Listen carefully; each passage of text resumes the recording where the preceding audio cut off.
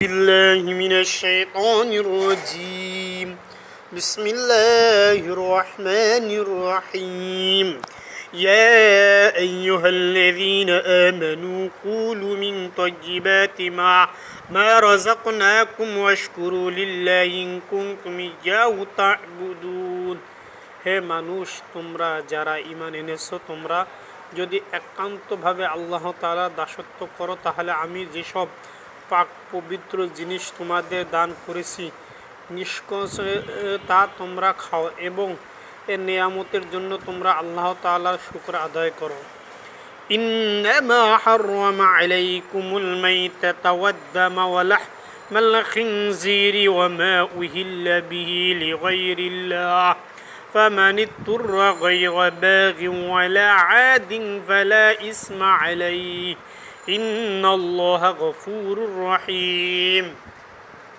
অবশ্যই তিনি তোমাদের উপর মৃত জন্তুর গোশত, সব ধরনের রক্ত, শূকরের গোশত হারাম করেছেন এবং এমন সব জন্তু হারাম করেছেন যা আল্লাহ তাআলা ছাড়া অন্য কারো উপর জবাই কিংবা উৎসর্গ করে ডাকা হয়েছে।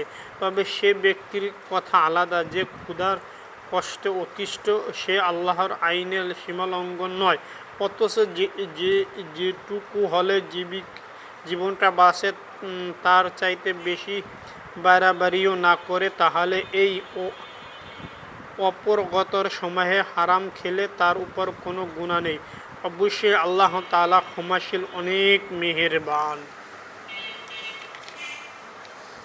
إن الذين يكتمون ما أنزل الله من الكتاب ويشترون به ثمنا قليلا أولئك ما يأكلون في بطونهم إلا النار ولا يكلمهم الله يوم القيامة ولا يزكيهم ولهم عذاب أليم।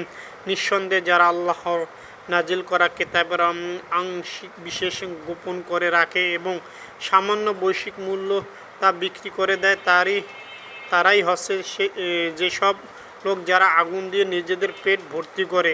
কিয়ামতের দিন আল্লাহ তাআলা তাদের সাথে কথা বলবেন না, তিনি তাদের পবিত্র করবেন না, এদের জন্যই রয়েছে ভয়াবহ আযাব।